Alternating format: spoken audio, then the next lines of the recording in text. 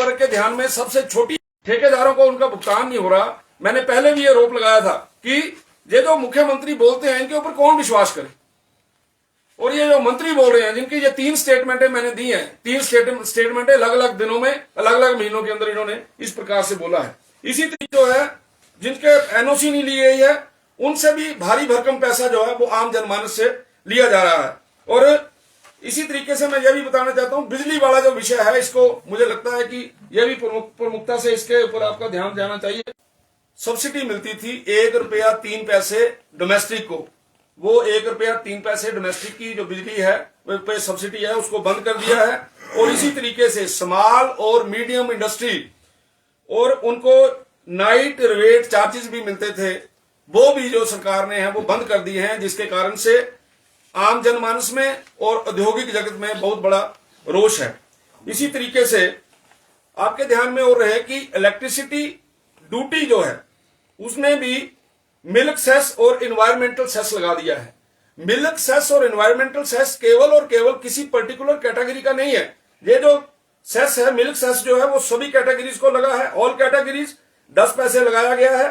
और जो environmental cess है वो स्मॉल इंडस्ट्री को लगा है 2 पैसे पर यूनिट, मीडियम इंडस्ट्री को लगा है 4 पैसे पर यूनिट, लार्ज इंडस्ट्री को लगा है 10 पैसे पर यूनिट, कमर्शियल को लगा है 10 पैसे पर यूनिट, टेम्परेरी कनेक्शन को लगा है 2 रुपए पर यूनिट, स्टोन क्रशर को लगा है 2 रुपए per unit, EV charging station को लगा है 6 रुपए पर यूनिट। यानी किस तरीके से सरकार आम व्यक्ति के ऊपर ये इस तरीके का बोझ डाल रही है और बोझ डालने के कारण से आम जनमानस जो है वो परेशान है।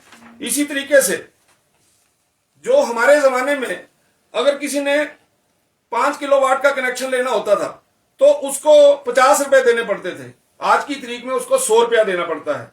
5 किलोवाट के कनेक्शन से आगे के लिए 100 देना पड़ता था, आज की तारीख में उसको 200 देना पड़ रहा है। 10 केवी के लिए हम 250 रुपए लेते थे और आज की तारीख में वो 400 रुपया देना पड़ रहा है। इसी तरीके से आपके ध्यान में रहे कि इंस्पेक्शन फीस जो होती थी उसका कंपैरिजन भी आपको पता होना चाहिए। इंस्पेक्शन फीस 5 किलोवाट तक हम लेते थे 100 रुपया, अब ये ले रहे हैं 300 रुपया। 5 किलोवाट से ऊपर हम लेते थे 200 रुपया और ये ले रहे हैं 600 रुपया। 20 किलोवाट तक हम लेते थे 250 रुपया और ये ले रहे हैं 750 रुपया। 50 किलोवाट से ऊपर ये हम लेते थे 300 रुपया, ये ले रहे हैं 900 रुपया। 100 किलोवाट पर हम लेते थे 500 रुपया, ये ले रहे हैं 1500 रुपया। इसी तरीके से 400 किलोवाट पर हम लेते थे 800 रुपया और ये ले रहे हैं 2400 रुपया। इसी तरीके से 750 किलोवाट पर हम लेते थे 1000 रुपया और ये ले रहे हैं 3000 रुपया। और जो 1000 से ऊपर होता था उसमें हम लेते थे 1500 रुपया और ये सरकार ले रही है 4500 रुपया। मेरा कहने का भाव यह है कि हर प्रकार का वर्ग इस सरकार से दुखी है।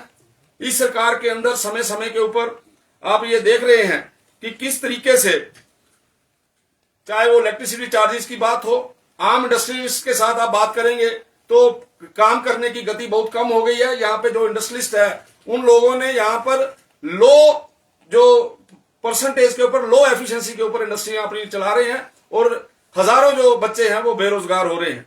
और मेरा तो ये बोलना ये है इस सरकार के प्रति, पहले इन्होंने वन मित्र रखे, फिर पशु मित्र रखे, फिर अब पक्षी मित्र रखे जाएंगे और ये बोल सकते हैं आप कि इसी प्रकार से ये मित्र रखते रखते ये सरकार तितर बितर हो जाएगी। आपका किसी भी डिपार्टमेंट के अंदर, किसी भी विभाग के अंदर अच्छे तरीके से वहां पर रिक्रूटमेंट नहीं हो रही है। हिमाचल प्रदेश का नौजवान परेशान है। इसलिए आप सब लोगों के माध्यम से मैं सरकार को ये सचेत करना चाहता हूं कि वो आने वाले दिनों में जो वो निर्णय ले रही है उन निर्णयों के ऊपर ध्यान दे, उन निर्णयों को लोक हित में कन्वर्ट करे ताकि आम जनमानस को राहत की सांस मिले।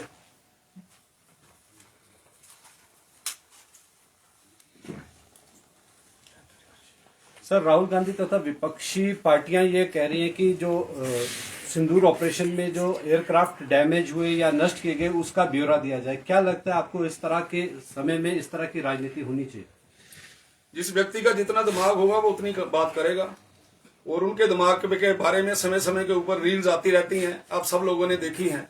उस व्यक्ति को हिंदुस्तान क्या है, इसकी संस्कृति क्या है, ये क्या यहाँ इसकी सभ्यता क्या है, इन विषयों के बारे में कोई जानकारी नहीं है, इसीलिए वो इस प्रकार के अटपटे प्रश्न करते हैं।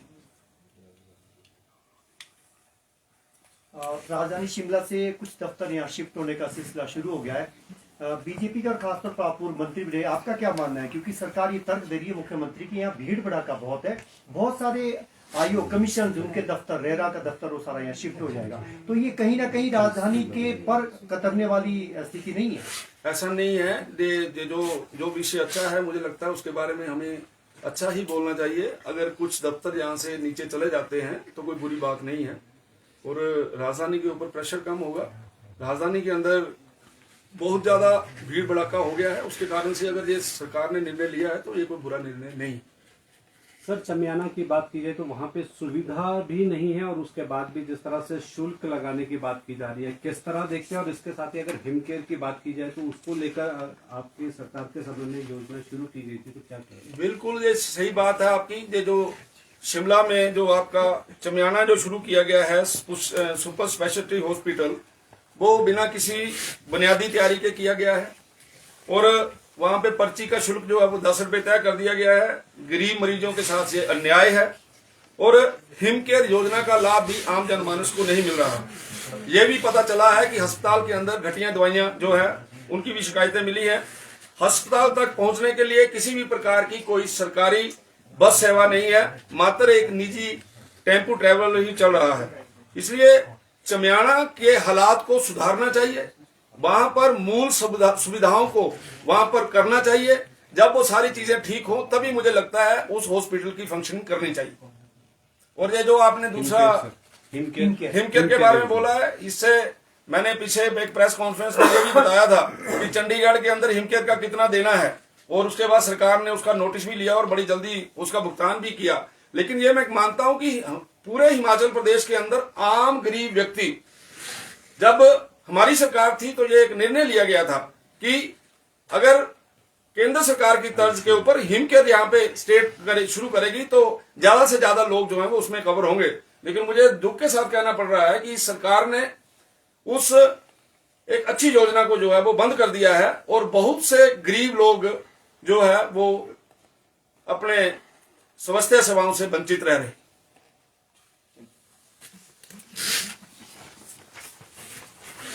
Thank you very much Mohit.